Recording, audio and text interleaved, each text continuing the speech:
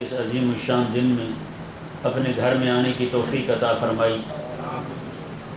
حاضرین محترم، میں نے جو آپ کے سامنے قرآن مجید فرقان حمید کی ایک آیہ مبارکہ تلاوت کی، اس آیہ مبارکہ کے اندر اللہ تبارک و تعالی نے ایک سچے عقیدہ کا بیان فرمایا۔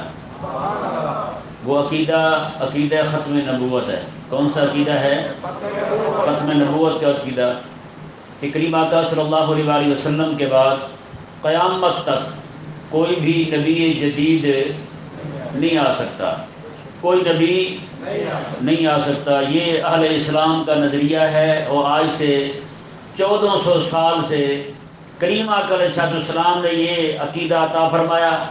رب تعالی نے اس عقیدے کو قرآن میں بیان فرمایا، اور امت جو ہے آج تک سلفن خلفن ہر دور کے اندر اسی پر ہی اجماع چلا آ رہا ہے کہ اس امت کے نبی امام الانبیاء ہیں۔ بس سمجھ آ گیا مسئلہ جی؟ تو کریم آقا صلی اللہ علیہ وآلہ وسلم کے زمانہ مبارکہ میں ہی کچھ لوگوں نے نبوت کا دعویٰ کر دیا۔ ان میں ایک تھا بندہ اسود انسی، یہ یمن کا رہنے والا ذلیل تھا۔ اس نے نبوت کا دعویٰ کر دیا، اس نے کہا کہ میں نبی ہوں جی۔ اسود انسی نے نبوت کا دعویٰ کیا اور اس نے کہا کہ میں نبی ہوں۔ امام طبری رحمہ اللہ اور امام ابن اسیر رحمہ اللہ الکامل فی التاریخ میں بیان فرماتے ہیں، کہتے کانت ردت الاسود، کہتے ہیں اسلام اسود جو ہے بندہ، اس کا جو ردت تھی نا، اس کا ارتداد جو تھا اسلام سے جو پھرا ہے، اسلام میں سب سے پہلے یہی بندہ مرتد ہوا ہے۔ یعنی اس نے نبوت کا دعویٰ کر دیا، اور کیا بھی کب؟ کریم آقا علیہ السلام کی ظاہری حیات مبارکہ کے اندر ہی فدع النبوہ، اس نے نبوت کا دعویٰ کر دیا، اور یہ انتہائی شعبدہ باز تھا، جسے آج کل میجک وغیرہ یا اس طرح کر کے کہتے ہیں، اسی طرح کا یہ بندہ تھا۔ آنکھوں پر جناب وہ جادو کر دیتا، آنکھوں کی قبضے میں کر لیتا، جو چاہتا انہیں دکھاتا رہتا۔ تو اس ذلیل نے اپنا نام رحمان الیمامہ رکھا ہوا تھا، یمامہ کا یمن، رحمان الیمن، یہ رحمان الیمن کہتا تھا۔ دوسرا مسلمہ جو تھا وہ اپنے آپ کو رحمان الیمامہ کہتا تھا۔ یہ یمن کا رحمان ہے، وہ یمامہ کا رحمان ہے، نعوذ باللہ من ذالک۔ اور یہ اس ذلیل کا فتنہ ایسا پھیلا کہ پورے یمن کو اس نے گھیرے میں لے لیا، اور یہاں تک کہ حضرت سیدنا ابو بکر صدیق رضی اللہ تعالیٰ عنہ نے لشکر مختلف علاقوں میں روانہ فرمائے ہوئے تھے۔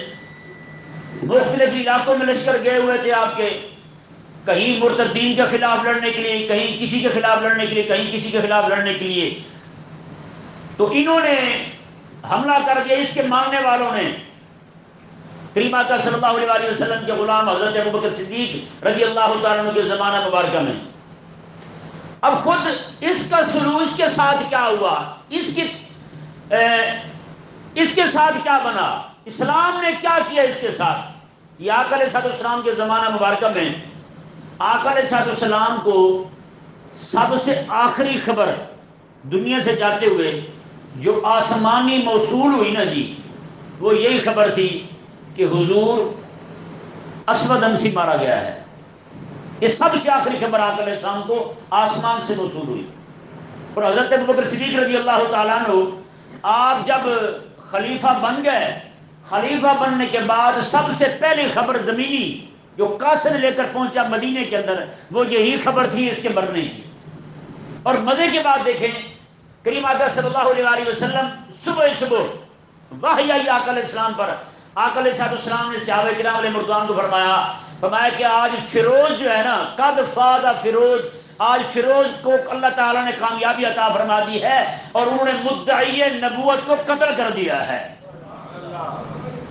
اس کے قتل کا بھی بڑا عجب قصہ ہے۔ کریم آقا صلی اللہ علیہ وآلہ وسلم نے خط روانہ فرمایا۔ یہ حضور کا خط دیکھیں جی، آقا علیہ السلام کیا لکھ رہے ہیں اپنے غلاموں کو، توجہ ہے آپ کی؟ یہ الفاظ جو ہیں امام ابن الاسیر رحمہ اللہ کے ہیں، وہ فرماتے ہیں کہ آقا علیہ السلام کا خط آیا، وجات الى السکون، سکون ایک قبیلہ تھا، وَإِلَىٰ مَنْ بِالْيَمَنِ مِنَ الْمُسْلِمِينَ، سکون اور یمن کے علاقے کے مسلمانوں کی طرف رسول اللہ علیہ السلام کا خط تشریف لایا، اور اس خط میں کیا تھا؟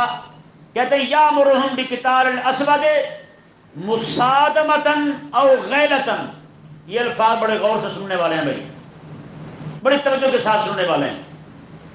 کریم آقا علیہ السلام نے خط بھیجا، خط صرف اتنا تھا کہ اسے قتل کرو، چاہے مصادمہ یعنی تمہیں تصادم کے ساتھ لشکر کشی کرنی پڑے، حملہ کرنا پڑے، فوج لے کر جانی پڑے، تب قتل کر دو.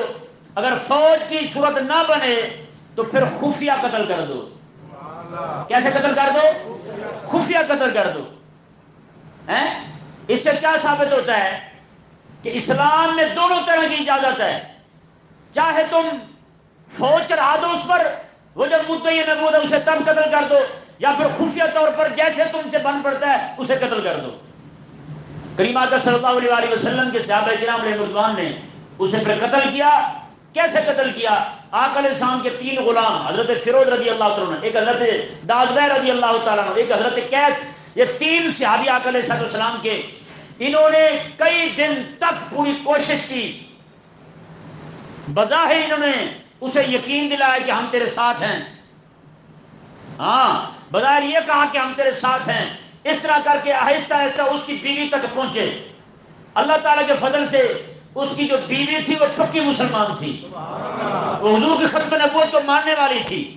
یہ اسود انسی مردود کی بیوی، اس نے ان کے ساتھ تعاون کیا. اس نے کہا اس کو قتل کروانے میں جتنا مجھ سے ہو سکا میں تمہاری مدد کروں گی.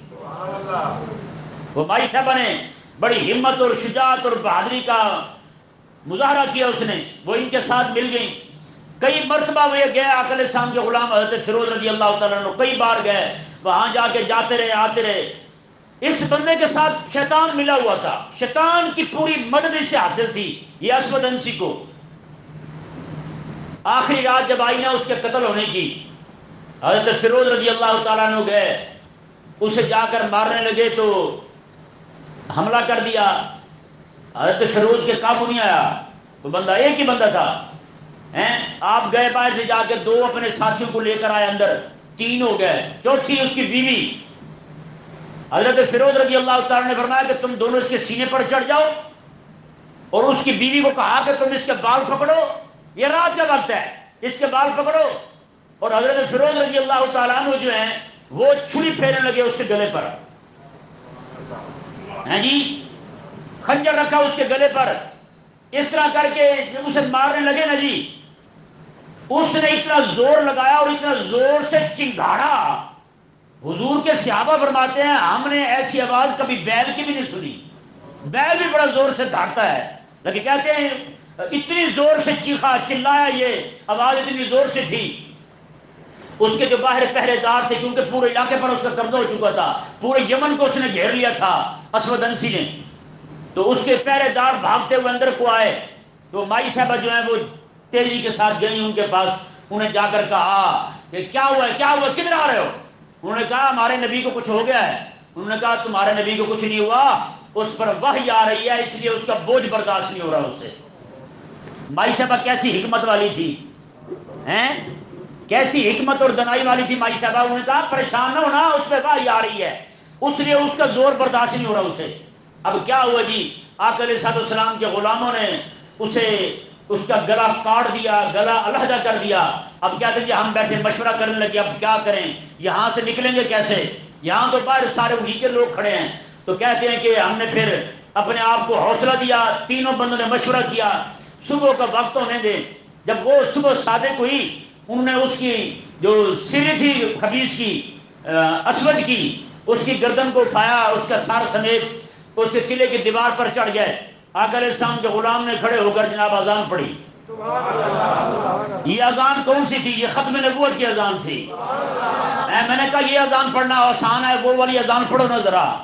ہیں اذان پڑھو ناموس رسالت والی اذان پڑھو، ختم نبوت والی ہیں۔ حضور کے صحابی نے، حضور کے غلام نے کھڑے ہو کے ختم نبوت کی اذان پڑھی اور ایسی اذان پڑھی سبحان اللہ۔ وہ ایسے حالات میں کھڑے ہو کے اذان پڑھنا جو ہے نا، اسی لیے تو حضرت نے فرمایا ہے، اقبال رحمہ اللہ نے کہتے ہیں اگرچہ لفظ اور معنی تو ایک ہی بنتے ہیں، کہتے ہیں لیکن ملا کی اذان اور ہے، مجاہد کی اذان اور ہے۔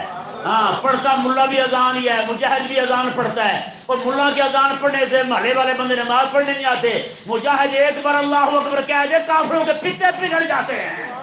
ہاں، کافر جناب پتے اپنے جناب ان کے ایسے جناب ہلنے لگ جاتے ہیں، لیکن مجاہد کی اذان تو پھر مجاہد کی اذان ہے جی ہیں۔ آقا علیہ السلام کے غلام نے وہاں کھڑے ہو کے اذان پڑھی۔ وہ اذان پتہ کیسے پڑھواتا تھا زلیل؟ وہ کہتا تھا کہ اذان ایسے پڑھو، اشہد ان اسود انسی رسول اللہ توبہ نعوذ باللہ من ذالک، یہ اذان پڑھواتا تھا اپنے نام کی۔ لیکن کریم آقا علیہ السلام کے غلام نے اب اندازہ لگائیں جی، سارا قلعہ بھی انہی کا ہو، سارے لوگ بھی نیچے انہی کے کھڑے ہوں، یہ صرف 3 بندے حضور کے مجاہد۔ اس سے ثابت ہوا کہ ہمیشہ حق پہ رہنے والے تھوڑے ہی ہوئے ہیں، حق والے تھوڑے ہوئے ہیں ہمیشہ، اور اللہ تبارک و تعالی نے انہی تھوڑوں کی وجہ سے دنیا جہان کے اندر اسلام کو غلبہ عطا فرمایا ہے۔ آج ہم وہ آقا علیہ السلام کے غلام نے پتہ کیا پڑھا اذان میں؟ کہتے تھے اشہد ان محمد رسول اللہ، یہ پڑھ کے نا آگے پتہ کیا پڑھا؟ اللہ اکبر۔ جب مزہ آنا ہو نا، کافروں کو ذلیل کرنا ہو، تو پھر حضور کے غلام کئی سارے اضافے بھی کرتے ہیں۔ یہ پڑھ کے اشہد ان محمد رسول اللہ، گواہی دیتا ہوں کہ محمد اللہ کے رسول ہیں، یہ پڑھ کے آگے پتہ کیا پڑھا؟ کہتے ہیں اشہد ان آئے حالت کذاب، فرمایا کہ میں گواہی دیتا ہوں اسود انسی ذلیل جو ہے یہ بہت بڑا جھوٹا ہے۔ یہ کہا اور اس کے سارے ماننے والے نیچے سارے جمع ہو چکے تھے، اس کی سری ان کے اوپر پھینک دی اس طرح کر کے، میں اور جس کا تم کلمہ پڑھتے تھے اور جس کے نام کے اذان میں نعرے لگاتے تھے، یہ پڑھا تمہارا مردود نیچے۔ اب اتنا سننا تھا، ہر طرف افری پھیل گئی، ہر طرف افری پھیل گئی۔ پیارے محترم بھائیو بتائیں جی، وہ اذان کیسی اذان ہوگی؟ ہیں؟ یہی لاہور میں پاکستان بننے کے بعد یہاں پہ پابندی ہو گئی تھی اذان نہ پڑھیں۔ آپ کو پتہ ہے ہمارے حکمران تو شروع سے غلام قادیان ہیں، قادیانیوں کے غلام رہے ہیں شروع دن سے۔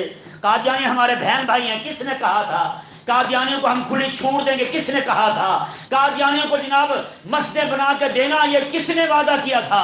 قادیانیوں کو ہم جناب ہر طرح کی سکون دیں گے، اور ان کو کس نے جناب اسلام آباد کے اندر کئی 100 کنال زمین دی ہے؟ کون ہے وہ بندہ؟ حکمران ہے، حاکم ہے آپ کے۔ انہی لوگوں نے جناب بدماشیاں کی ہیں، اس وقت انہوں نے اذان پہ پابندی لگا دی، اذان نہ پڑھی جائے۔ لاہور کے اندر، کوئی اور جگہ نہیں ہے، لاہور ہے، ختم نبوت کی تحریک چل رہی تھی، اذان پہ پابندی، اذان کوئی نہ پڑھے۔ وہاں انارکلی کے اندر ایک مسجد ہے، مسجد کی دیوار پہ ایک بندہ مجاہد کھڑا ہوا، اس نے کہا دلیلو تم کیا سمجھتے ہو کہ جناب اذان پہ پابندی لگا دو گے تو رسول اللہ کے نام کے نعرے نہیں لگیں گے؟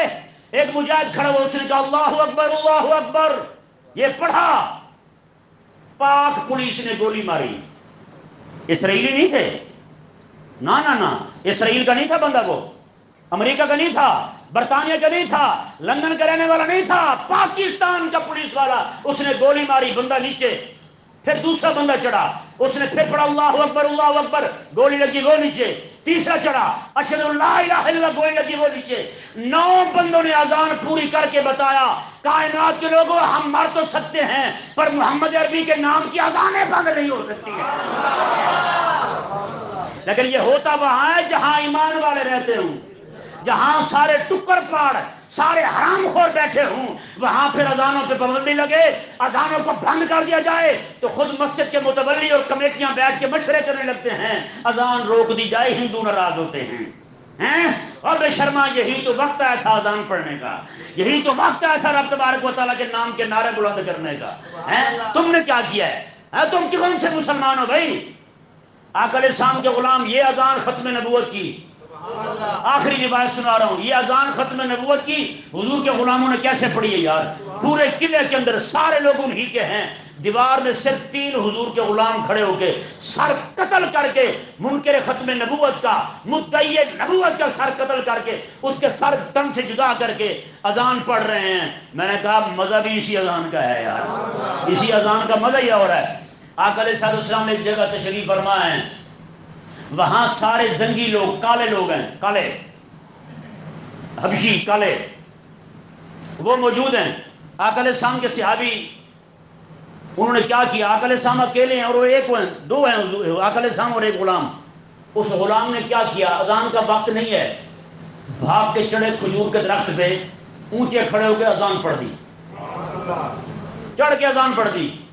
نیچے اترے، آقا علیہ السلام نے فرمایا اذان کا تو وقت نہیں ہوا، تو نے کیسے اذان پڑھ دی؟ اور نہ ہی مجھ سے پوچھا ہے۔ کہنے کہ حضور میں نے ان کو دیکھا، یہ سارے کھڑے ہیں نا، یہ زنگی کالے، یہ حبشی کافر ہیں، یہ سارے ایک دوسرے کے کان میں باتیں کر رہے تھے، مجھے خطرہ محسوس ہوا کہیں یہ آپ کے خلاف میٹنگ نہ کر رہے ہوں، اس لیے میں نے اذان پڑھ دیا تاکہ مسلمان سارے جمع ہو جائیں، کوئی خطرہ ہوا سی تو ان سے ہم نمٹ لیں گے۔ سبحان اللہ۔ آقا علیہ السلام نے پتہ کیا فرمایا؟ آقا علیہ السلام نے میں لے پھر تو نے یہ وہ اذان دی ہے، حضور نے میں ٹھیک کیا، تو نے یہ نہیں فرمایا حضور نے وہ ٹائم نہیں ہوا، اذان نہیں دینی چاہیے کہ تو نے کیوں دی؟ جب انہوں نے عذر بیان کیا حضور میں نے اس لیے اذان دی تھی کہ یہ آپ کے بارے میں مشورے کر رہے تھے کہیں آپ کو تکلیف نہ دیں، تاکہ حضور کے صحابہ جمع ہو جائیں یہاں، اس لیے میں نے اذان دی ہے۔ آقا علیہ السلام نے انعام عطا کیا۔ آقا علیہ السلام نے جب بلال نہ ہوا کرے تو اذان تو پڑھا کر، جب بلال نہ ہو تو اذان تو پڑھا کر۔ اب کیا ہوا، یہی حضور کے غلام جب مدینہ چھوڑ کے حضرت بلال شام جانے لگے، اب حضور ہیں نہیں، اذان کس کے لیے پڑھوں گا میں؟ حضور نہیں ہے تو اذان کس کے لیے پڑھوں گا؟ حضرت بلال رضی اللہ تعالیٰ مدینہ چھوڑ کے شام جانے لگے۔ حضرت ابوبکر صدیق نے فرمایا کہ بلال تم ہمارے لیے اذان نہیں پڑھو گے؟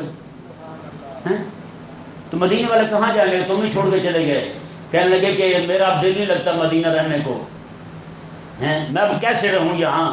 میں اشہد ان محمد رسول اللہ پڑھتا تھا، حضور کی طرف دیکھا کرتا تھا، اب پڑھ کے میں دیکھوں گا کس کی طرف ہیں؟ حضرت بلال رضی اللہ تعالیٰ عنہ جو ہیں آپ وہاں سے جانے لگے تو حضرت ابوبکر صدیق نے فرمایا پھر ہمارے لیے اذان کون پڑھے گا؟ انہوں نے کہا حضور پہلے ایک بندے کی ڈیوٹی لگا گئے ہیں۔ آقا علیہ السلام نے فلاں صحابی کو فرمایا تھا جب بلال نہ ہو تو اذان تو نے پڑھنی ہے، ان کو بلایا گیا، انہوں نے کہا واقعی آقا علیہ السلام نے مجھے فرمایا تھا جب بلال نہ ہو تو اذان تو نے پڑھنی ہے، لہذا بلال جا رہے ہیں تو اذان میں پڑھا کروں گا، حضور پہلے میری ڈیوٹی لگا کے گئے ہیں۔ اندازہ لگائیں۔ تو یہ اذان کون سی اذان ہے یار؟ یہ اذان ناموس رسالت ہے۔ علامہ اقبال رحمہ اللہ نے بات ختم کر دی، ملا کی اذان اور ہے، مجاہد کی اذان اور۔ بھائی اس وقت اذان اسی اذان کے پڑھنے کی ضرورت ہے کہ نہیں سمجھ آئی؟ اگر یہ والی مجاہد والی اذان ہی نہ پڑھی گئی تو پھر ملا کی اذان بھی بند ہو جائے گی۔ ملا کی اذان باقی ہے مجاہد کی اذان کی وجہ سے، میں حقیقت کہہ رہا ہوں، جب تک مجاہد کی اذان نہیں پڑھی جاتی ملا کی اذان بھی خطرے میں رہے گی۔ ملا کی اذان نہیں پڑھی جائے گی، ملا کی نماز پہ پابندی ہوگی، پھر ملا کے روزہ رکھنے پہ پابندی ہوگی، ملا جو حج کرتا ہے اس پہ پابندی ہوگی۔ بھائی نہیں، آج مجاہد والی اذان پڑھو جیسے حضرت مولا علی نے اذان پڑھی تھی۔ آج اس اذان پڑھنے کی ضرورت ہے جو اذان حضرت عمر رضی اللہ تعالیٰ عنہ نے پڑھی تھی، جو اذان حضرت ابوبکر صدیق رضی اللہ تعالیٰ عنہ نے پڑھی تھی، جو اذان میرے لجپال نبی علیہ السلام نے 23 سال کے عرصے میں اپنے غلاموں کو سکھائی ہے، اسی اذان کے پڑھنے کی ضرورت ہے۔ اللہ تبارک و تعالی ہم سب کو عقیدہ ختم نبوت کو سمجھنے کی توفیق عطا فرمائے۔ انشاءاللہ اگلے جمعہ کو مزید ختم نبوت کی بیان کریں گے۔